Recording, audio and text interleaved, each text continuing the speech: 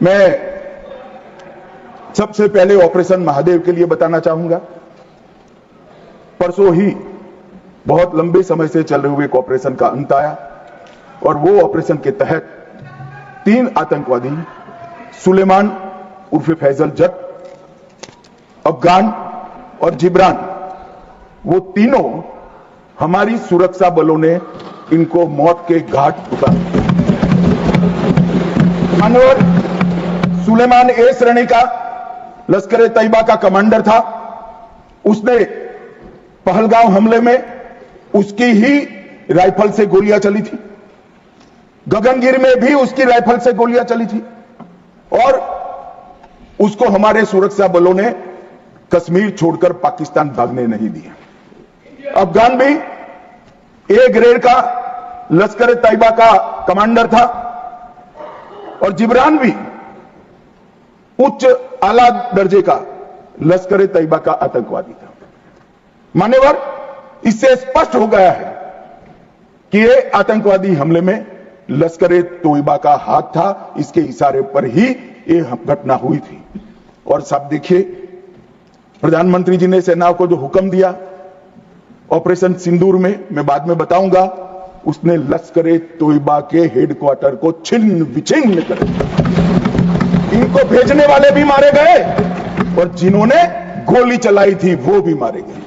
एक प्रकार से ऑपरेशन महादेव और ऑपरेशन सिंदूर दो इकट्ठा होता है तो दुनिया के सभी आतंकवादी हमलों में सबसे सटीक, सख्त और त्वरित जवाब माननीय प्रधानमंत्री के नेतृत्व में भारत के सुरक्षा बलों ने दिया।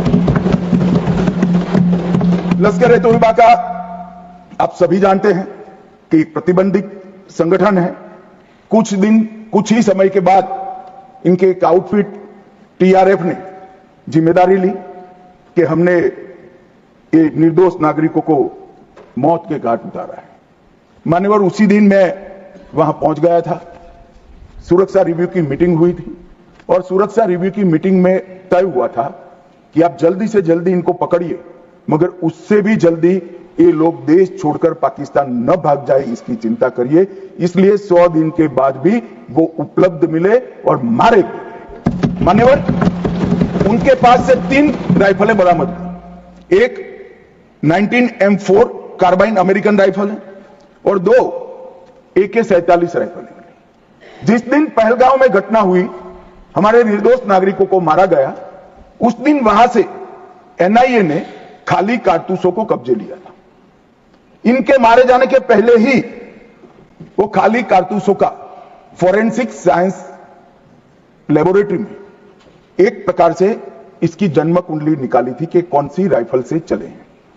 और जब ये मारे गए, इनके पास से भी जो राइफलें मिली, फोरेंसिक साइंस लेबोरेटरी में चंडीगढ़ में रात को फोरेंसिक टेस्टिंग कर 100% मिलान हुआ है कि इन्हीं 3 राइफलों का उपयोग किया गया था, जिसमें से 44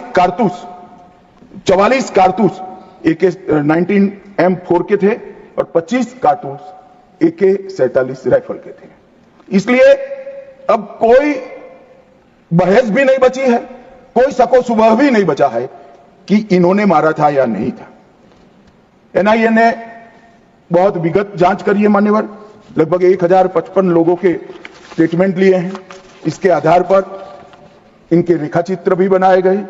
उसके बाद ट्रैकिंग करते हुए 2 दिन जिन्होंने इनको आसरा दिया था, वो ढोंक के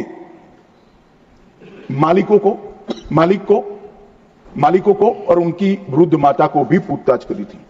ये जो मृतदेह मिले आतंकवादियों के, उसका परिचय, उसकी शिनाख्त ये तीनों लोगों ने कर ली है। ये तीनों लोगों ने कहा कि यही आतंकवादी है जो 21 तारीख को हमारे ढोंक में रुके थे और हमसे खाना लेकर गए थे। तो एक और सबूत हमारे पास आ चुका है। चेहरे का मिलान भी कैमरे के माध्यम से बहुत अच्छे तरीके से संतोषजनक रीत से हुआ है। और ये जो असफल ऑपरेशन हुआ मान्यवर, इसलिए मैं सेना, CRPF, Jammu Kashmir police, NIA के अधिकारी और एफएसएल के विद्वान अधिकारियों को बहुत बहुत साधुवाद देना चाहता हूं।